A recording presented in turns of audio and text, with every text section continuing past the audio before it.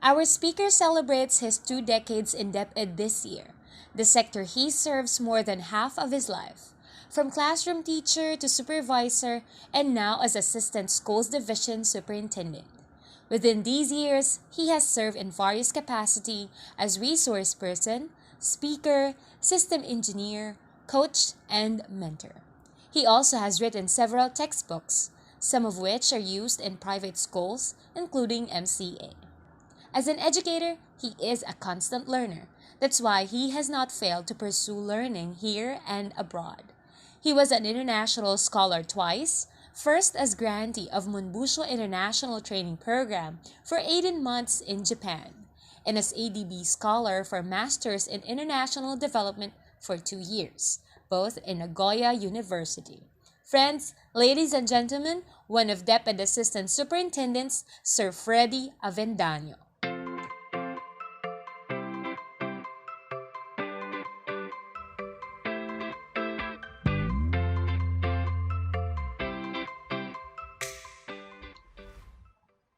Good morning! Welcome to this Kwentuhan series. Una po sa lahat, nagpapasalamat tayo sa Panginoon for all the provisions and protection in the midst of COVID-19 pandemic. Tayo rin po ay bumabati, marubdob ang ating pong taus-pusong pagbati sa mahal na sugong apostol at sa mahal na evangelist Dr. Let Feriol na siya rin pong tagapanguna ng EDCOM at tumatayong overall director ng NCLC-MCA system. Sa lahat po ng members ng EDCOM, sa lahat po ng chapter administrators, sa lahat po ng babae at lalaki na bumubuo sa Education Ministry of the Church, good morning. Thank you for joining me in this kwentuhan session. Ito po ay isang simpleng conversation at alam ko po ay may mapupulot o sana po ay may mapulot po kayo sa ating pong pakikipagtalastasan. I may not be seeing each one of you, but later on I understand I will be joining you in a live forum so that I will be able to address your questions, queries on my personal capacity and as an official of the Department of Education, to some extent re-echo the position of the Department of Education. Muli po, itrato natin na ito ay isang kwentuhan lamang para baga noong unang panahon kayo nakikinig ng radyo habang kayo ay may iba pong ginagawa. Para naman po hindi kayo maboard, please while listening, we are inviting each one of you to write down your comments. And if you have questions in mind, firstly, have an open mind and heart to listen first. Probably we will be able to address along the way your queries, but in case we fail to address your questions, please feel free to write in the chat box so that we can gather all the questions and answer them during the open forum. I was tasked this morning to talk about the learning continuity plan of the NCLC-MCA system. It's good that I was given the opportunity to be with the EDCOM members, facilitated and spearheaded by no less than the directress herself, a series of discussion as to how can we possibly remain in operation despite the difficult situation.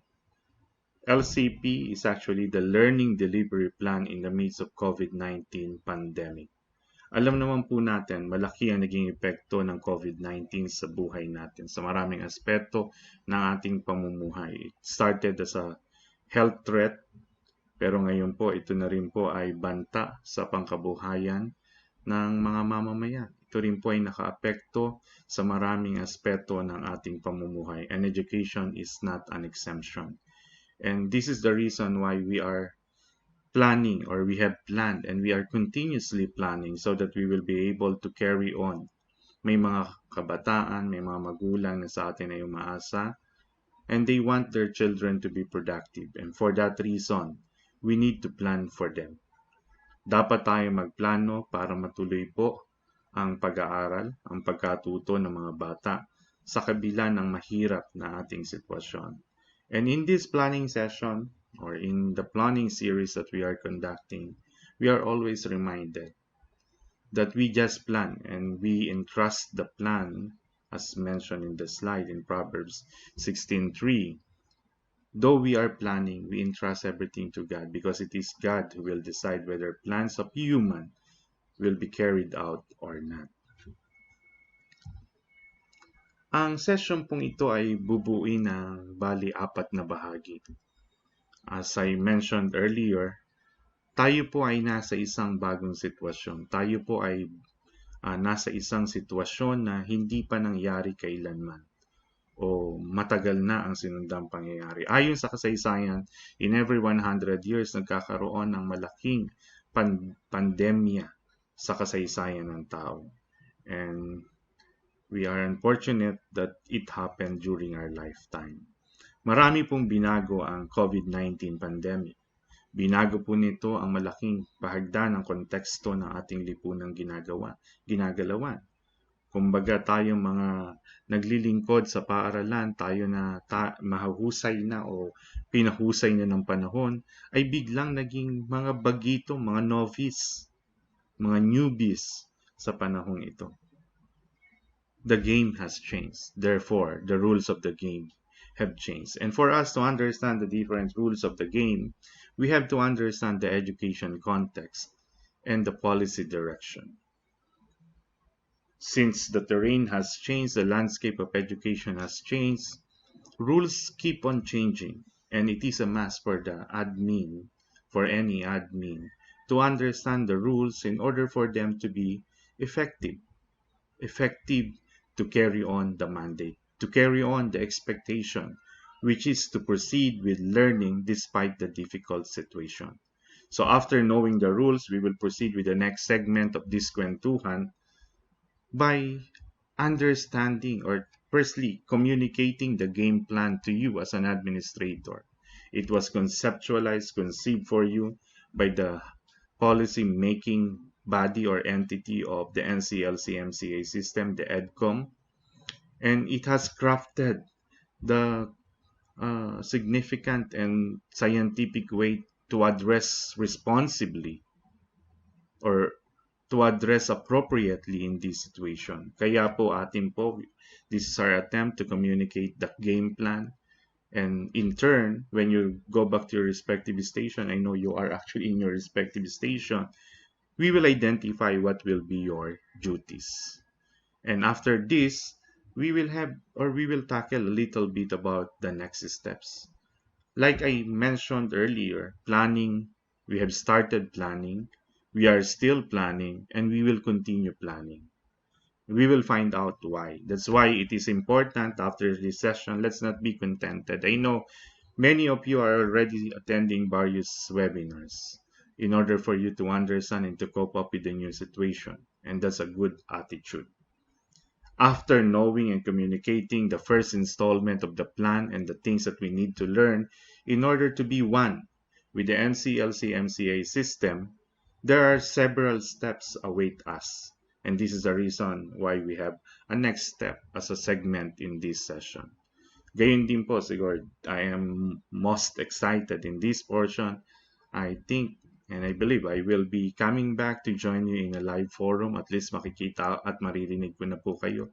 Unlike now, it is me who is actually talking in front of the screen. Mahirap makipagkwentuhan po sa harap lamang ng iyong laptop o camera. But I know this is the will of the Lord. It is providential. At alam ko po, inyo pong papakinggan ang ating munting pagsasama-sama at sana may mapulot po kayo. At gayon din po sa inyong mga katanungan or sharing ay may mapulot din po kami. Alam po natin sa panahong ito, lahat tayo ay bago. Nobody can claim that he is an expert. With this new setting, as I label it, in this new game, the rules are new. Hence, no one can claim complete knowledge of the rules of the game. And this is the reason why we need to interact, to converse more. Dapat tayo mag-usap, dapat tayo magkwentuhan. Nang sa gayon, higit po nating maunawaan ang ating kontekstong ginagalawan. Alam naman natin, you can see in this slide, this is a short intro of what is the characteristic of our society. Long before the COVID, naririnig na po natin yung salitang VUCA. I'm sure in one seminar or in another, you have heard the word VUCA. This is an acronym that stands for volatile, uncertain, complex, and ambiguous. That is the characteristic, or these are the characteristics of the society that we are in, especially in the 21st century. And COVID-19 has highlighted these characteristics of the society, of the world that we are currently living in. Volatile means there are huge and drastic changes. Changes happen. And these changes happen drastically. What what is applicable this time may not be applicable tomorrow. What was applicable yesterday may not be applicable or true today. Ganun po ang mga pagbabagong ating kinaharap. Halimbawa po, for many centuries, sa marami pong taon o daang taon, the transfer of knowledge to the next generation is lodged before the school system. Kumbaga, ang pagkatuto po ay hindi lamang siguro mas maaga pa kaysa sa 15th century. Napakahabang panahon na po, daang taon na po, kung di man libong taon, na ang pagkatuto ay nasa mga paaralan. Pero dahil nga sa ganitong sitwasyon, just few months back, we were compelled to stop the operation of the school. And this year, we are confronted with a huge issue, with the most significant issue at hand, whether the school will continue to operate or not. Katunayan, tayo po ay nasa kalagitnaan na ng June, pero nananatiling sarado ang maraming mga paaralan, lalo tigit ang public school system. Sa maraming daang taon, ito ang inasahan natin, pero ngayon, we seem to be indecisive. We seem to be doubtful whether we will proceed. And this is because we are in a volatile context. The context is also uncertain. We do not know what will happen next.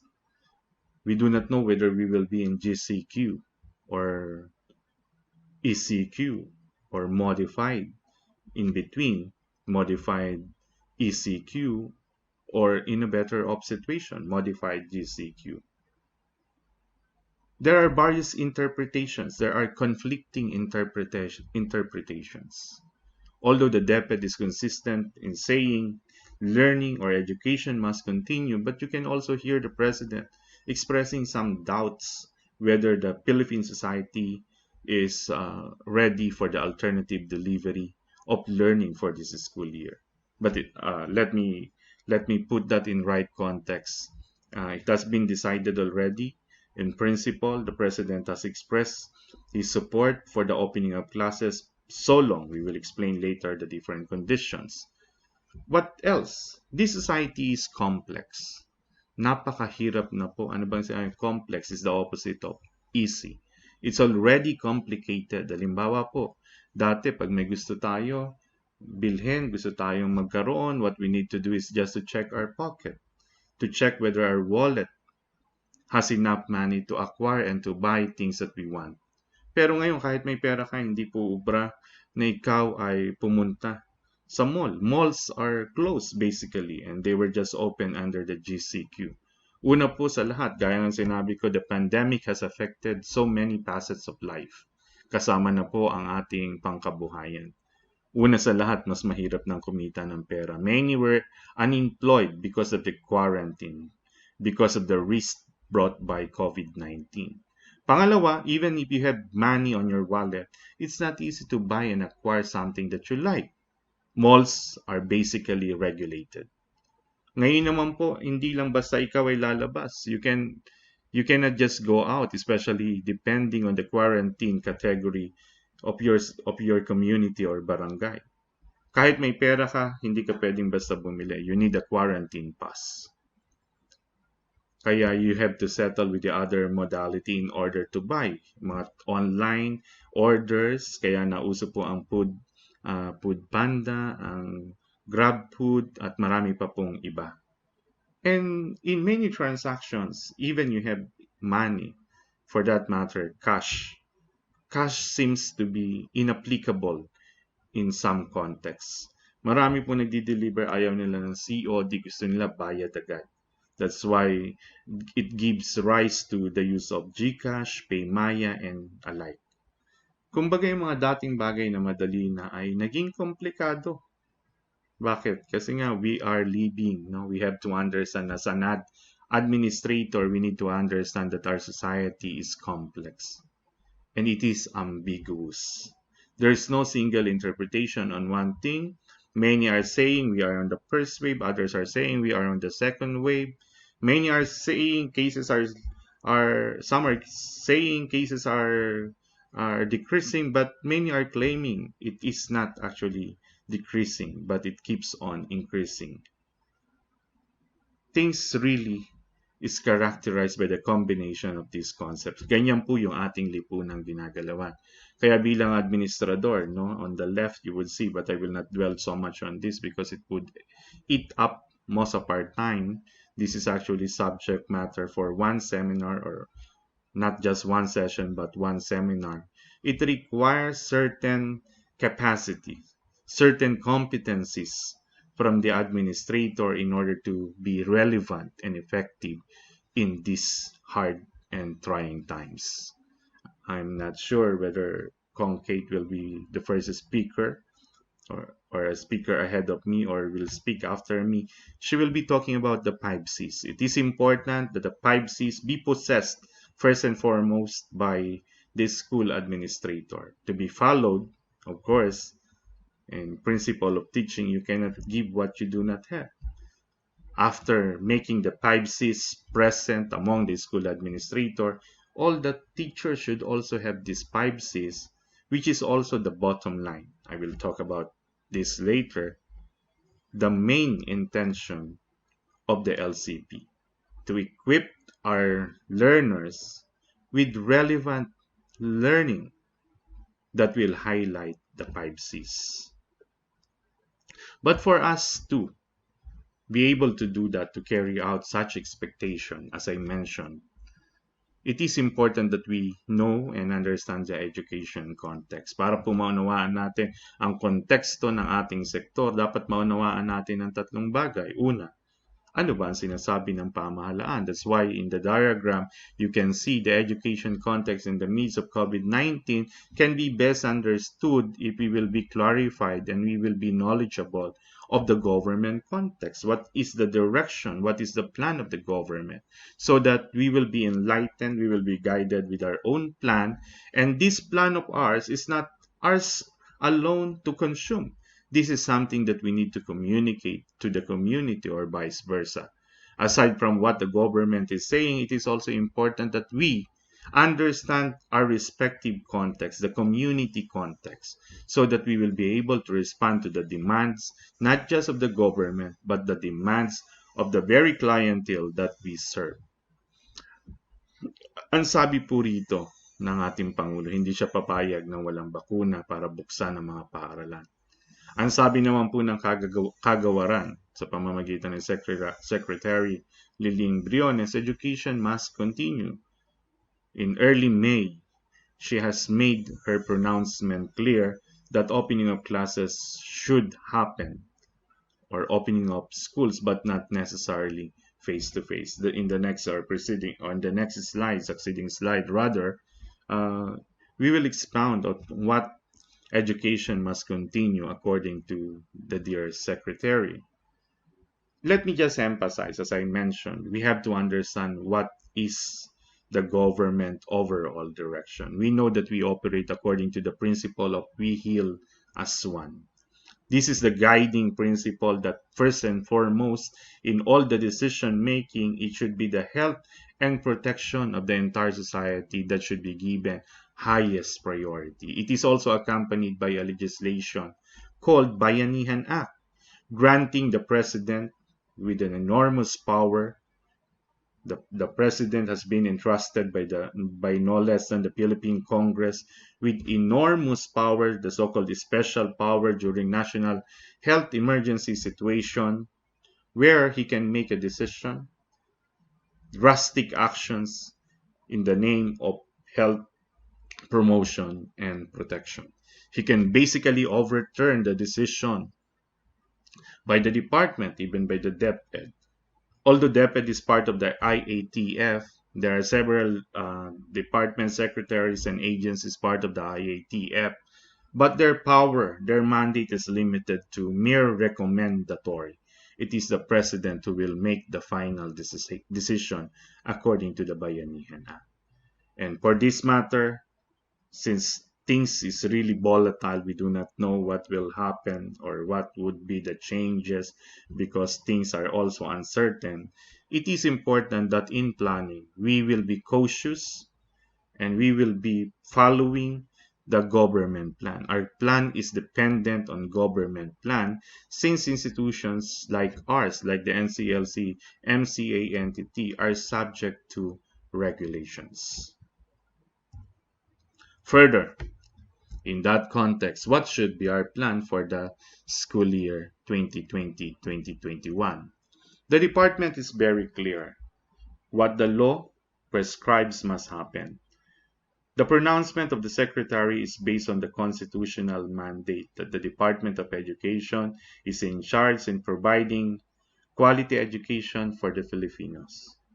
And there is a specific law, namely Republic Act number 7797. In order for that to happen, there must be a school system that should open from first Monday of June until the last day of August. That's the opening date prescribed by law.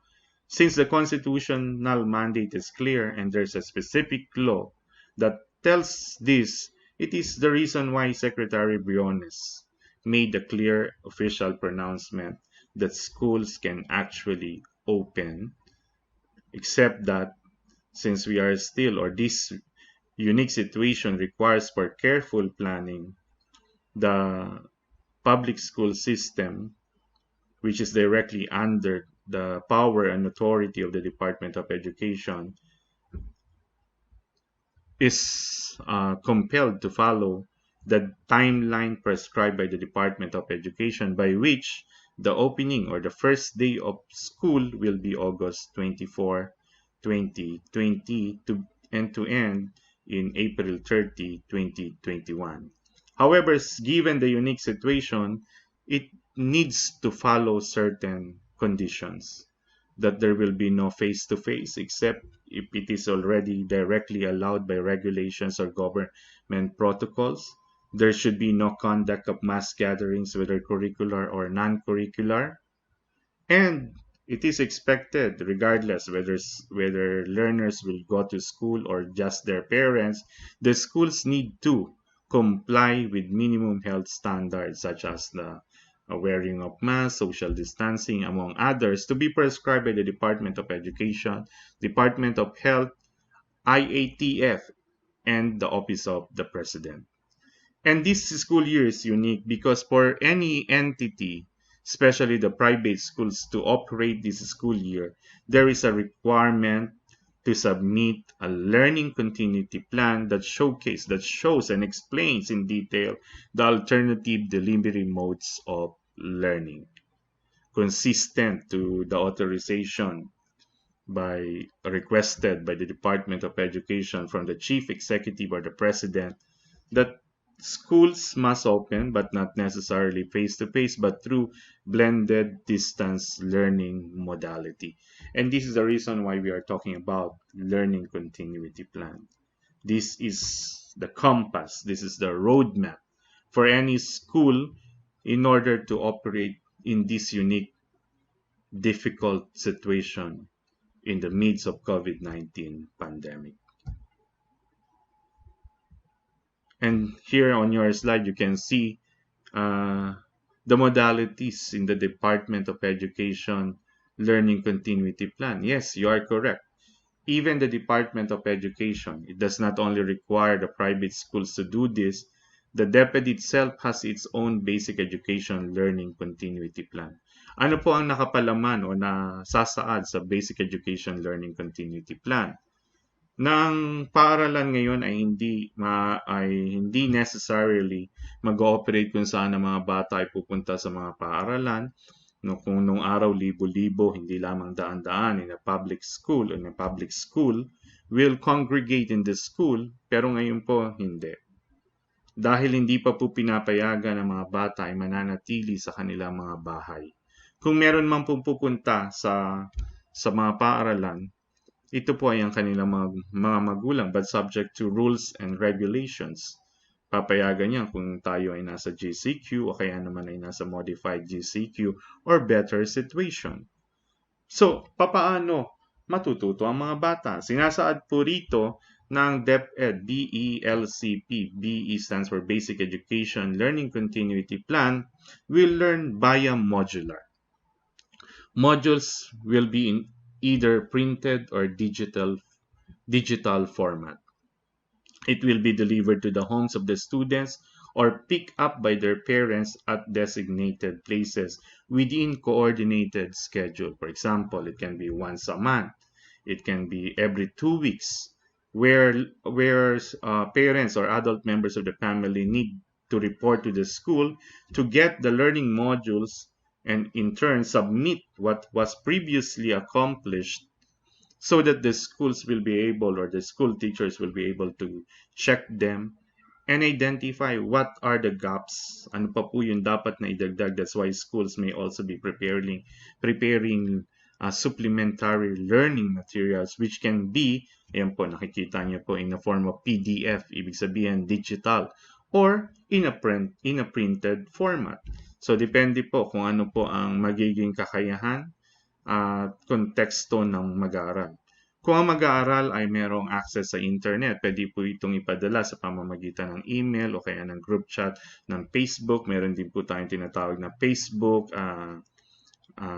free data, kung saan pwedeng magtanungan, magsagutan, magtanong at sumagot ang mga guro sa kanilang mga mag-aaral para sila'y matulungan sa kanilang pag-aaral ng module, whether it is print or in digital content. Kaya po dyan sa icons, you would see it's a combination. It can be in tablet, it can be in cellphone, or it can be in the regular traditional book form or paper form. Pangalawa, pwede rin pong gamitin ang online learning resources. Gagamit ng online learning resources. Actually, sinimulan na ng DepEd ang tinatawag na DepEd Commons. This is composed of both curated and non-curated content, rather curriculum-based contents, in which parents or the teachers can download. It should be the teachers first to download to check whether it is aligned with the curriculum, because not all contents are curated. Hindi po lahat ng contents na nandun ay properly identified, whether it's for grade 1, ito ba ay pang grade 1 o pang grade 2, pang grade 3. Kaya po nandiyan pa rin ang mga guro. Sila po ang pipili from DepEd Commons. That's why it is essential. That's why you can hear some local government units with projects to provide laptops, tablets, and any gadget for the teacher so that they will be able to access the DepEd Commons. Pag na-access na po, sila yung pipili, they will gather the materials fit and suit to the needs of their learners, and it will be sent to their learners either in digital or print format. Ayun po yung paggamit na tinatawag na online learning resource. Doon po sa mas mapalad, some of them may also use learning management system. So it will be on case-to-case basis. So the second modality can be online, using the online platform. Ikatlo, narinig na rin po natin, ayan po, this is actually number 2 and number 3. Yung number 2, may mga assumptions po tayo in order to make use of the internet. Students and teachers have access to internet. Kasi kung walang internet, hindi po tayo pwede sa online platform. Students and teachers have laptops, desktops, or mobile phones. So, kailangan may gadgets. Hindi po pwedeng magawa ang number 2 kung wala po ang mga kondisyong ito. At pangatlo, dapat nauunawaan ng guro at ng mag-aaral yung mga tinatawag nating online platform. Kaya nga po nasa dulo ng prioridad ang paggamit ng learning management system kasi hindi naman po lahat ay madaling makakaagapay sa pagkatuto ng LMS. Ikatlo, sabi rin ng DepEd, kasi may mga lugar, aminin natin, may mga lugar na hindi naaabot or na wala pa talagang internet access. Mahirap din na mapadalhan ng mga even ng mga printed materials kasi tumatawid pa ng dagat, ng mga ilog o aakyat pa ng bundok. Kaya gagamitin ang television at radio-based instruction. Nangako na sa huling media briefing, sa huling press conference by the IATF with the President himself committed that he will provide radio transistor facility for the remotest, furthest place in our country. Yung mga hindi naaabot ng mga regular na medium of instruction katulad ng 1 and 2 will be reached by radio transistor devices ng radio or ng television. So ito po ang kabuang distance education design of the Department of Education. Tingnan naman natin ano ang plano ng NCLC-MCA system. Because the EDCOM has prepared, was actually carefully examining the government direction, our societal context, and in fact, as early as May, the EDCOM has directed the chapter administrators to get in touch with your respective students and parents. Naalala ko po ay sa isang diskurso sa aming pagpupulong ay nagkaroon ng assignment ang mga cluster supervisors na bahagi ng EDCOM na pinapaalalahanan sila to accomplish the most required survey. Ano po yung survey? Para alamin ilan ba sa kliyente, ilan po ba sa ating pinaglilingkurang kabataan, mga estudyante natin ang may access sa internet at yung wala. And for that reason, we were able to carefully plan and make difficult decisions, and now it is being offered to you so that you can communicate it back to them. Ito po yung resulta ng ating survey at base po sa survey na yon ay naghanda tayo ng menu, ng learning menu kung saan ginagamit natin ang distance or gagamitin natin ang distance education. There's a definition on screen of the distance education na kung saan ang bata at mag-aaral ay hindi magtatagpo physically but they can actually interact using technology. Ang ating pong napagkasunduan o desisyon po ng EDCOM that the NCLC-MCA system will be using two blended learning options, namely blended online at blended modular. Trabaho po ng administrator, una sa lahat, unawain kung ano po ang katangian ng mga options na ito. Bakit po? You will find out later. Let's proceed. Yes, this is what I am talking about. The role of the administrators. An admin must be able to communicate the LCP. What is LCP again? This is the Learning Delivery Plan. In order to continue with our existence, in order to continue with our mandate, and the expectation from us is to provide the learning opportunities possible right at the doorsteps, in the household, home-based, para pong home free too. The COVID-19 has not stopped us from our worship, from reaching the world, from testifying and sharing the Word of God. Likewise, isa po sa isang mahalagang ministeryo ng Iglesia ng Panginoon ay ang education ministry. Naging kaagapay po ito at katulong ng ating mga bahay-sambahan, ng ating church para marami ang marating. Ang ating pong paglilingkod ay naitawid ng mga live streaming at naniniwala rin tayo na sa pamamagitan ng paggamit ng mga teknolohiya ay ating maipagpapatuloy ang pagseserbisyo sa mga mag-aaral sa pamamagitan ng mga makabagong format o teknolohiyang nabanggit ko o naipakita din sa previous slide. and it is the role, it is the mandate of the administrator to communicate the LCP. You cannot communicate something that you do not understand. That's why it is very important that you read. I understand the LCP will be provided to you. There is a document, official document. You can go over that document. Please read so that you will understand every detail, because this morning I am only tasked to talk about the overview. Overview, kumbaga pahapyaw lamang po ito. Ito po ay kaya kumbaga habang binabasa nyo ang dokumento, kung di nyo pa nabasa, you will remember me. Ito yung sinasabi pala ni Brother Fredie. Kasi yung aking pong topic ay patungkol po sa LCP, but the details of the LCP is actually provided in separate document. You are here so that you can also explain it to the rest of the internal stakeholders or even external stakeholders of the school, which we call the school community. It is also expected upon the administrator to explain the different blended learning options, and for the admin to respond to the query relative to the terms of reference in the new learning modality. Ibig sabihin, may malaking katanungan na kayo or malaki at maraming katanungan na kayo ay kakaharapin.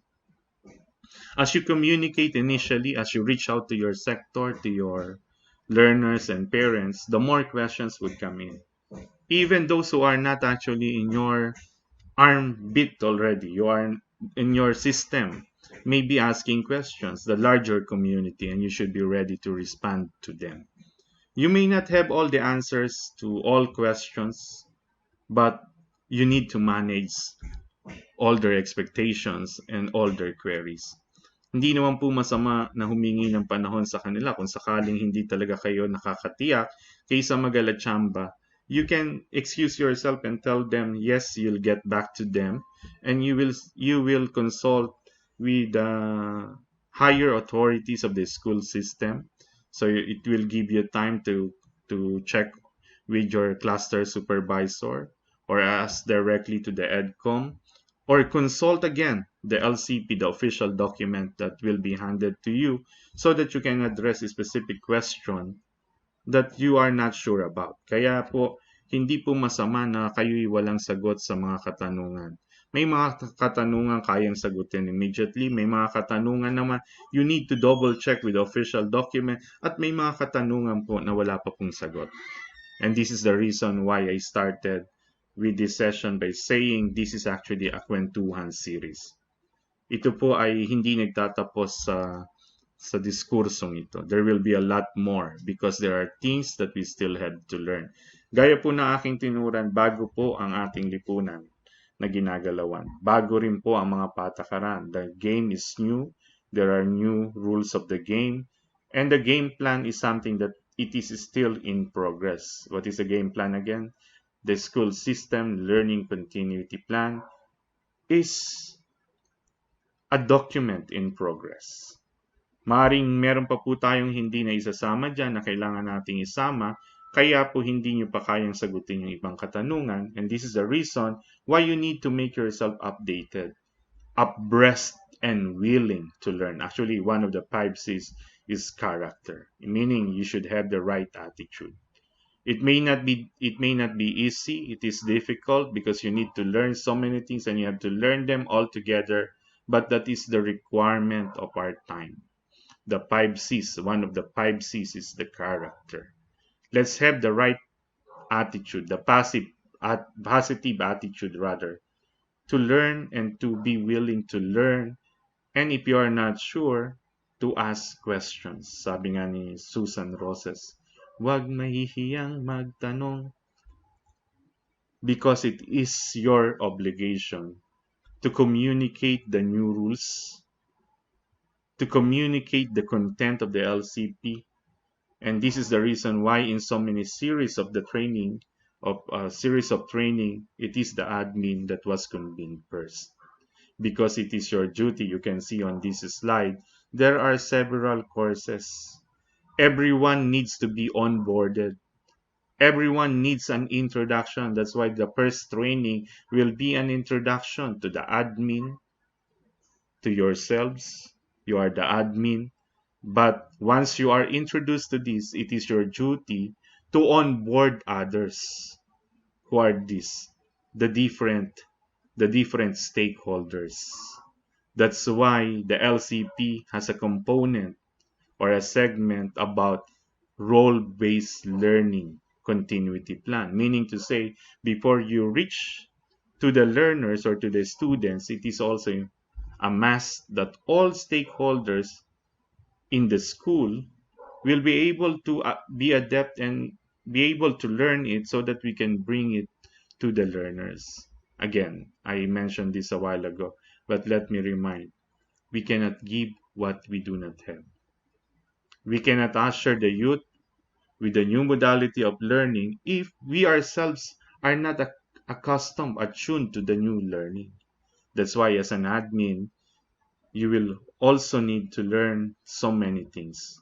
And while learning, you need to usher and help others to learn based on the role that they will portray. You need to make sure that the staff, especially the technical staff, are knowledgeable in the new modality. Particularly, you can see on the slide, there's a system that we will use. We call this learning management system. This will be called NCLC MCA Online Learning Zone. The user course is intended for the admin, for the staff, for the parents, learners, as well as the teachers. And the bottom line of everything is the LMS. This is where the interaction of learners and teachers would happen.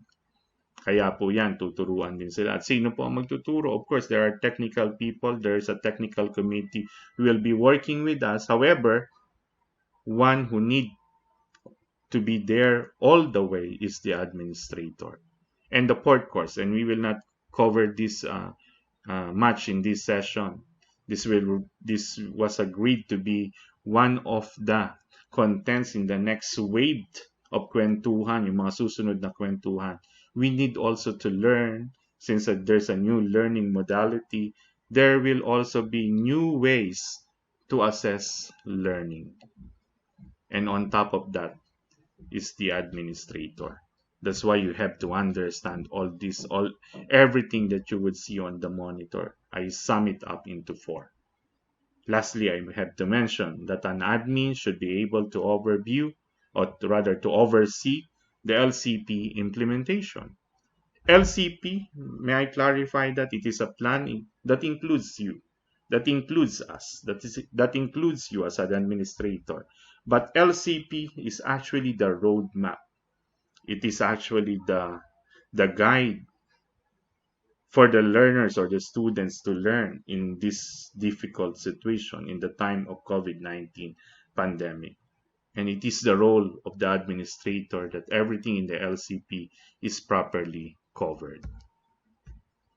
Okay, so let's start with a comparison of the blended learning options available in the NCLC MCA system in the time of pandemic. Sabi po natin, bibigyan natin ng dalawang pagpipilian ang ating mga mag-aaral. Siyempre, ang magdidesisyon po ay ang kanilang mga magulang. When you go back to your station or into your operation, because basically you are actually in your respective chapter, ito po yung naging resulta ng ating survey ilang buwan ang nakararaan. At dahil po ito ang realidad ng ating mga mag-aaral, dapat lamang ang eskwelahan natin ay maging responsive, maging makatotohanan, tumugon kung ano po ang realidad ng ating mga mag-aaral.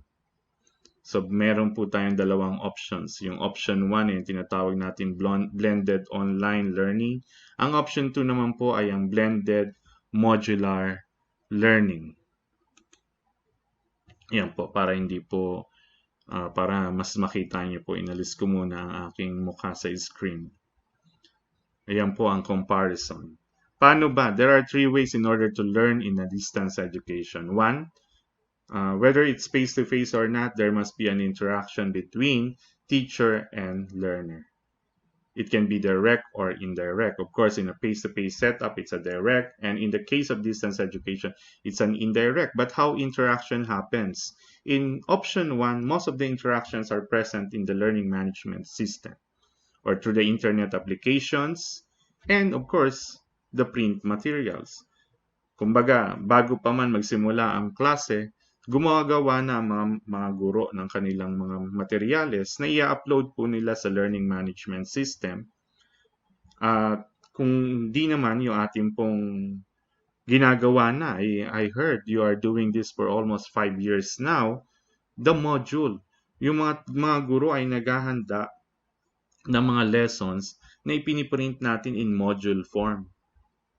Naging katugunan natin ito ng mga nagdaang panahon kasi nakita natin na bibigatan ng mga bata sa napakaraming libro. Kaya ang ginawa po natin ay imbis na maraming libro ay gumawa tayo ng module good for 1 quarter. At gagamitin po natin ito sa ilalim ng option 1. Ang option 1 po is the combination of the print module with learning management system. So paano magkakaroon ng interaksyon ng teacher at learner, ang guro at mag-aaral sa pamamagitan po ng print module. Gagawin ng teacher ang print module at ipapadala po ito sa mga mag-aaral. We will see the process later on. We will be showing the diagram on how we will be implementing this blended learning options in the NCLC MCA system. Sa print module, ang kaibahan lang po ng option 1 at option 2. Sa print module, mainly, it is the module. The communication is limited through the module. Magkalayo po sila but they are interacting through the module. Pag nag-interact po ang bata sa module as if nag-interact na rin po siya sa mga guro. Matapos po ang ilang panahon, it can be 1 month, teachers are expected to evaluate the accomplishment of learners in the print module, and through the evaluation, they would send supplementary materials. Supplementary materials in order to fill in the gaps. Halimbawa, isa sa topic is subject-verb agreement. Nakita, hindi pa po lubos na naunawaan ang subject-verb agreement, then the teacher may decide to provide supplement learning materials. It will happen after the child, through the parents, are able to submit their output, which in turn will be evaluated by the teachers. Yan po. Ang teacher-made lessons ay nandun na po sa LMS. It is in various format. It can be in recorded format. Pwede rin pong magtagpo real-time ang mga guro at mga mag-aaral sa pamamagitan ng video conferencing. Ito po yung tinatawag natin, the teacher-made lessons can be designed whether synchronous or asynchronous. Paano po ang mga lessons sa print? Yung po gawa na, pero pwedeng dagdagan. Kung sila po yung makakapag-communicate through Facebook, pwede pong doon ipadala o kaya naman po through their email account para hindi na po personal o physical na magkita, pumunta pa ang mga magulang at mga mag-aaral sa paaralan, which may involve some risk. And present in these two options is the so-called self-paced learning. In the distance education, self-paced learning is a main feature. Kumbaga, dapat matuto, and this is what we are promoting in the system, the responsible learning. Yun nga lamang po para sa mga batang mag-aaral katulad ng kinder at primary level hanggang grade 3 ay mas kakailanganin nila ang patnubay ng mga magulang. Pero sa grade 4 and up, we are expecting that this kind of format, this kind of platform will promote responsible learning because all resources will be available in the learning management system. We expect and we will try our best to encourage, to motivate the learners to go beyond the structured or programmed lessons prepared by the teachers. That will be the minimum. But at the end, we want our learners to be learning self-paced, meaning, and in this system, no one will be left out because they have to learn or they could learn using their own paces, using their own readiness and maturity to respond to a particular activity. But again, it should be done responsibly. Ito po, para higit nating maunawaan. We have provided you with a diagram for the blended online learning option. Nasa left side po, nakikita niyo po. Ito po, sa cursor. Makikita po natin sa cursor, ito po yung school side. This is the school side. Ano po ang trabaho ng school side? Ang trabaho ng school side is to work with the learning management system to prepare the lesson, to respond to the queries, to evaluate learners, or to assess the accomplishment of tasks by accessing whatever is submitted in the learning management system. You can see this is the portion by which what the teachers have accomplished will be uploaded in the portal. We call it the NCLC Learning Zone. This will be translated to various activities. It can be recorded lessons. It can be a live lesson. It can what we call a synchronous lesson, or it can be various activities that the learners will be working on while they are in their respective home. Ang tawag naman natin dyan yung home-based learning. Yung home-based learning will only happen, they cannot do it alone because it will be empty unless the school will prepare the activities in the learning management system. And whatever was present, whatever is uploaded, whatever is made available, the learners, depending on their grade level, needs to accomplish such tasks. And the interaction will happen through the learning management system, which we know or called the NCLC Learning Zone. And on the other side, there is also a print.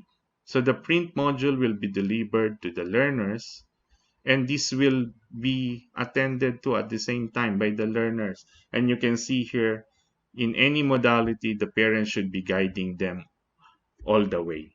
Ang magulang po ay inaasahang tutulong. They are not the ones who will do it. They should only supervise. They should also assist when necessary, but not necessarily to do the learning task. Otherwise, they are defeating the purpose of responsible learning. Kung meron pong katanungan ang home side, ang mga magulang at mga bata, they can send email, SMS, or text messaging, and the school will, to some extent, will function as a call center. They should be ready to respond to the queries, questions, and clarifications by the learners or their parents. And they should be able to respond to SMS or text messaging the real time, the soonest possible. And on this, you can see the parents will play a crucial role.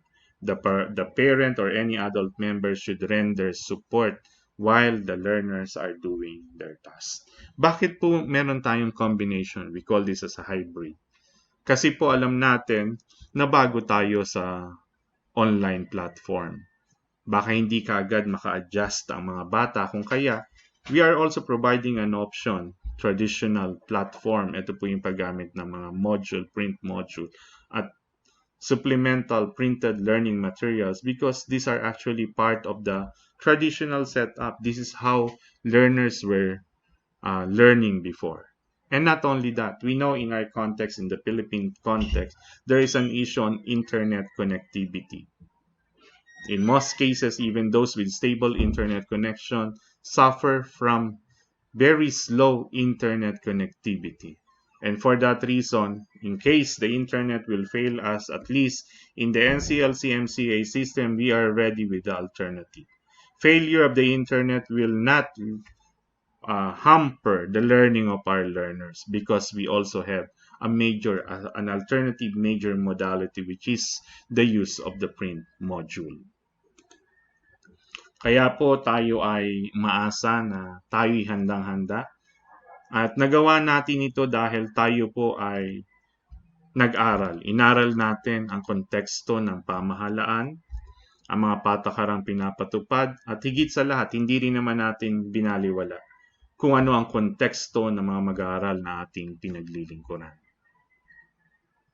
Kaya nga po, sa pamamagitan nito, no, sa pamamagitan ng LCP, sana tayo po ay magabayan. Ito naman po ang diagram para po dun sa tinatawag nating blended modular learning option. Kumbaga, present. Ito po yung kalahati nung unang ipinakita ko sa inyo. This is the highlighted process. Sino po ang gumawa ng print module? Tayo rin po ang paaralan. Wala pong aaralin ng mga bata kung hindi po natin ito pinaghandaan. Ano po ang magiging trabaho ng admin? Kasi ang kausap natin sa session ito ay mga administrator. You have to see to it that learners are actually supervising the learning needs, are actually attuned to the learning needs of their students. Titingnan po nila kung sapat ba ang nasa print module. Kung hindi naman po, they should provide necessary learning materials, supplementary learning materials. They should also prepare some kind of learning plan. Ano yung dapat na matapos na sa unang linggo, yung matapos sa pangalawang linggo, at ano yung mga checklist naman para sa mga magulang para magabayan at matiyak din nila na nagagawa ng mga mag-aaral ang dapat na inaasahan sa kanila. Isa pa po, in that diagram you would see the administrator has to oversee the deployment, no? The deployment system. Paano po ba natin ito ipapamahagi? Sabi natin, ang ating pong module ay quarterly. So every quarter, there should be a distribution. There should be a deployment schedule. And in such a schedule, we need to observe the health protocols by the government. Kumbaga sa kanilang pagpunta sa paaralan, dapat walang congestion, dapat sila ay nakasuot ng mga mask, at there's a strict observance of social distancing. Tanging adult lamang ang pwedeng kumuha, lalo tigit if we are in stricter health protocol or health quarantine category. Pag natanggap na po ito ng mga bata, you can see on the fourth, the one who is on desk, it represents the learner. The learner is expected to do them, and there's a clock over there to emphasize that these activities are actually based on timeline. And the output may differ. Pwede rin po itong papel, it can be paper-based, it can be printed based, or it can be printed from the computer, or it can be simply electronic that can be sent to the teachers after you accomplish the task. And the teachers would send feedback immediately after so that the child will be able to proceed as necessary. Pero pinapakita po dyan, hindi pwedeng magtuloy ang prosesong ito kung hindi po magagabayan. Dapat ang magulang ay laging nasa likod at kaagapay ng mga bata. Alamin kung sila po ay nakakasunod. Alamin kung ginagawa ba nila. At to some extent, to explain areas where the child encounters difficulty. Iyan po. At kung hindi naman po posible, ito po yung sinasabi natin, option 2 will be available for areas and learners without internet access. If they cannot access even the pre-Facebook or even with data, they can do the print module or accomplish the task in the print module manually. At ang pagsasubmit po ay pwedeng manual, provided again, it should be the adult member who will do that. It should be the learner. It should not be the learner, but rather the parents to do it. Nakikita niyo po, an adult approaching the doorsteps of the school, meaning they will be the ones to submit the output so that learners or the teachers can check whether they are actually they're able to actually accomplish the task. And in turn, you can also send out your manually prepared, yung sinulat ninyo o i-print nyo pong supplementary materials o kaya naman ay instructional plan or notes sa pamamagitan din ng courier service o kaya ng magulang na pupunta para kumuha at mag-submit ng mga output ng kanilang mga anak. Okay, these are the terms of reference. Kayo bilang administrador, dapat alam niyo po ang mga kasagutan sa mga mahalagang tanong. Pero ito po ay nakadepende kung ito ay napag-usapan at may regulasyon na ang EDCOM. May mga tanong na hindi niyo pa po masasagot kasi hindi pa po na-finalize ang mga usaping ito. Una sa lahat, dahil wala pa pong issuance ang DepEd. Halimbawa po, sa face-to-face, sa tatanungin kayo ng mga magulang, this is one of the frequently asked question, whether face-to-face or in-school learning support will be available. Ang sagot po dyan, it depends. It will only be available if the regulation of the government will allow it. Secondly, the choice between option 1 and 2 will greatly be dependent on the technical requirements, especially on the learner side. May tinatawag na minimum requirement sa gadgets at sa internet access. Medyo mahal kapag ang gagamitin mo ay data.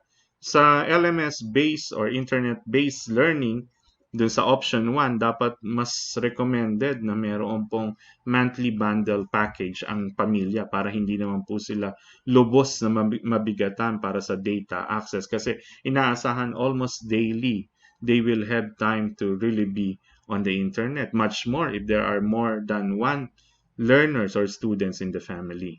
Samantalang yung option 2, optional po ang pagkakaroon ng gadget. Ito po ay nakadesenyo kahit walang internet connectivity o limitado ang internet connectivity. Paano ba ang learner schedule? This is something that is not definite yet. Ito po yun. Kasi pinag-aaralan pa. And the Department of Education has no issuance to this effect. Pero what we see based on researches, the UP has presented the number of hours. Halimbawa, in minimum, yung mga grade 4 pataas, may stay in virtual classroom or in an online platform. Tanggalin ko po ang aking mukha para makita nyo ang buong screen for 2 hours daily. Yung mas mababa, yung mga primary, siguro 1.5 hours. So bilang administrador, you should be working on the class programming, and the class programming this time is different from the previous class programming. Ano pa po? Halimbawa, tatanungin, ano bang involvement? Ayan po, nakikita nyo yung screen. Ano ba magiging involvement ng mga magulang? It is for this reason, as I mentioned earlier, it is also the duty of the school administrator to ensure that every stakeholder knows how to make use of the blended learning option. For example, under option 1, the NCLC MCA learning zone will play very crucial and vital role.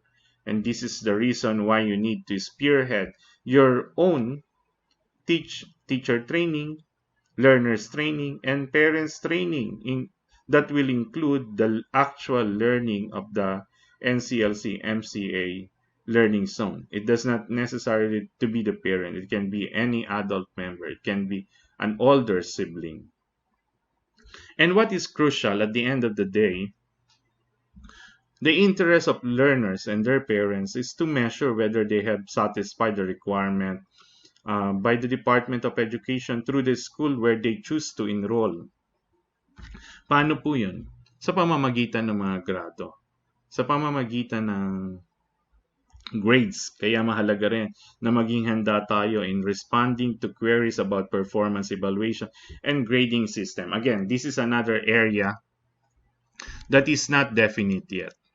Hindi pa po natin binibigay ito bilang official guidelines kasi wala pa po ang guidelines ng Department of Education. What we are providing, the information written in this screen, is only for discussion purposes. This is to remind you that as an administrator, you should know how to communicate and how to respond on questions about performance evaluation, in turn, on grading system. Halimbawa po, sa option 1, dapat ang ating grading system will include the 2 modality. Ano po yun? Yung ating dapat bibigyan ng weight ang print module at bibigyan din ng weight yung paggamit po ng ating online learning system. At kung tayo naman po ay magbibigay pa ng karagdagan, yung mga tinatawag na supplementary task o kaya ng portfolio or project o kaya performance assessment based on matrix, kaya dapat lahat po ng ito ay may corresponding weight. Yun po ang sinasabi dito. But the distribution of weight or percentage would still be dependent on the assessment regulations or policy that the DepEd will issue, and we will adapt, or whatever we will adapt and decide later on.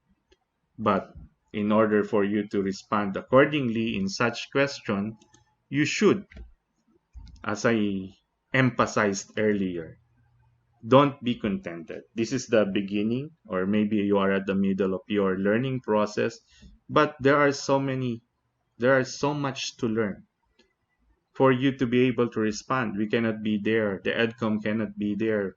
Evangelist Let cannot be there to respond to questions. The best way to respond and be ready to respond to questions is to make yourself always updated and abreast. Always coordinate with your cluster supervisor. Always ask for the updated document so that you have something to respond to your respective school community. And again, this is the last. We are nearing the conclusion. The bottom line of all these things that we are talking about is to ensure that the learning continuity plan will be covered.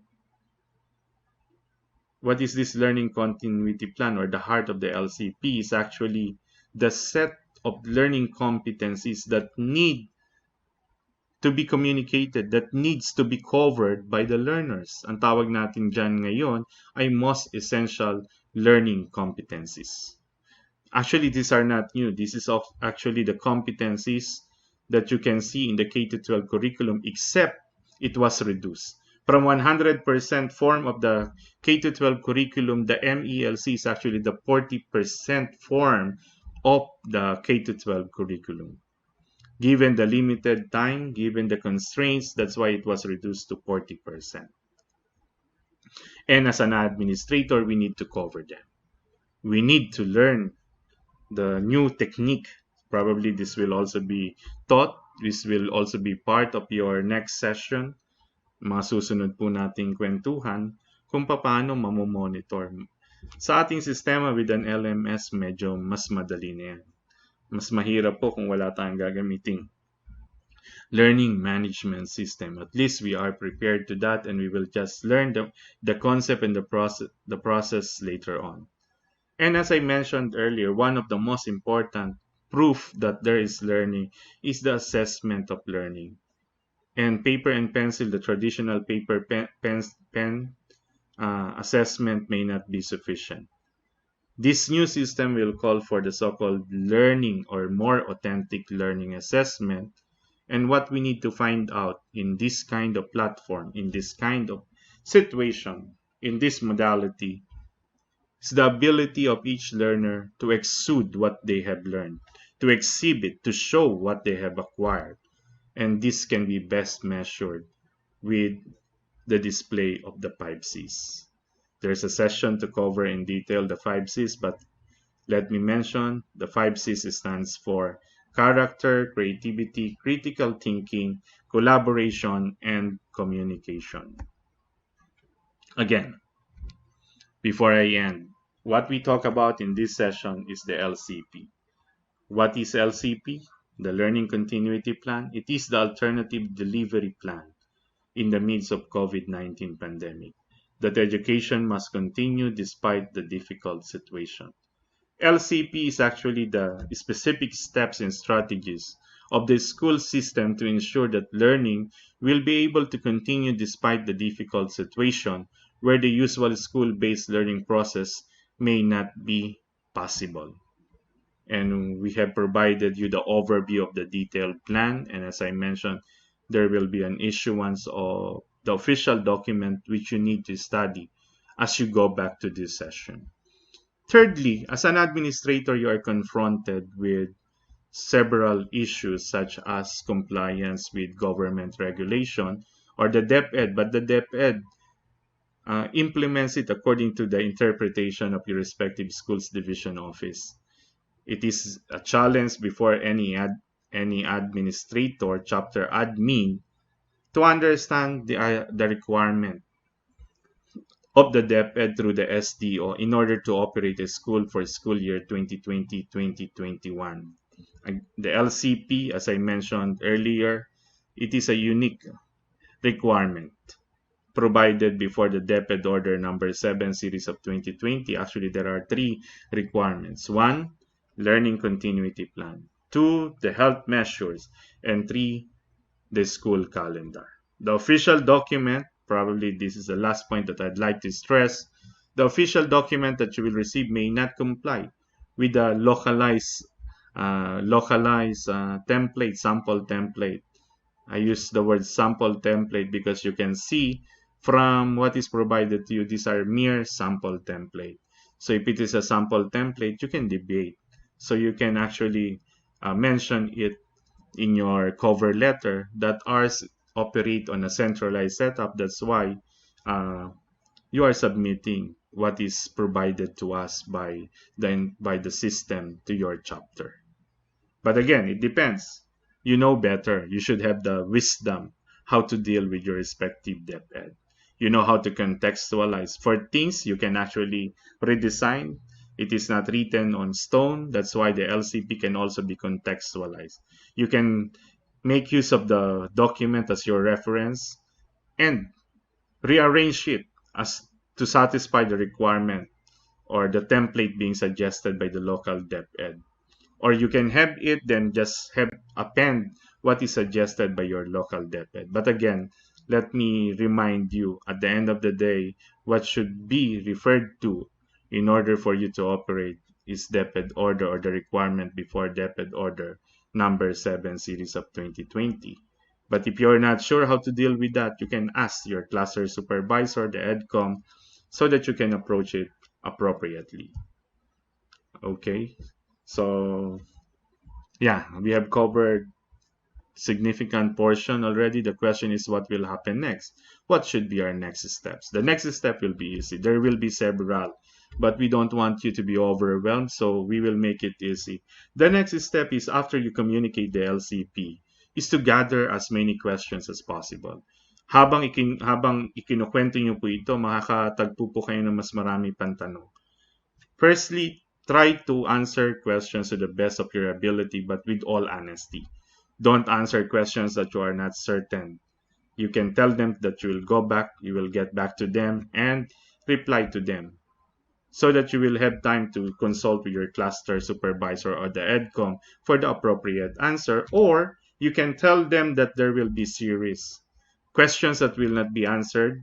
Even now, I'm telling it to you, questions that may not be answered. That's why we are reminding, list down your question so that by next installment, by next series, we will be able to answer to your questions.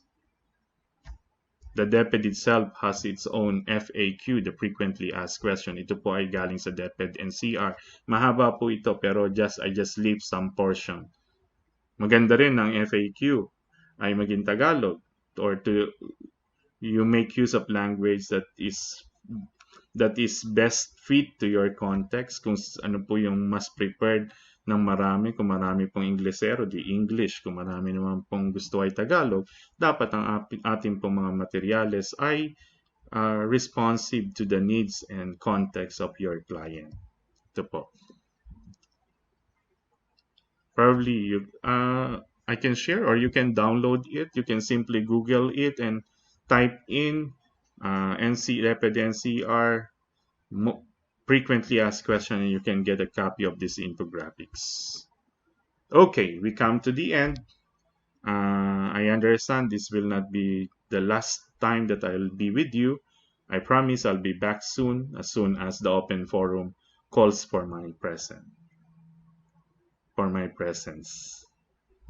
So for now, thank you, and I hope you are able to get something, and may the Lord continue to guide and bless us as we proceed with our mandate to ensure the continuity of learning for the children and for the children in the church and the school, guided with our philosophy based on Proverbs 22:6 that says, train up a child in the way he should go, so that when he is old, he will not depart from it. It is the joint obligation and mandate of the church that we guide this young fellow. Again, good morning and thank you for joining me in this Kwentuhan session. Thank you very much, Sir Fredie Avendano. Please stay tuned for the next webinar.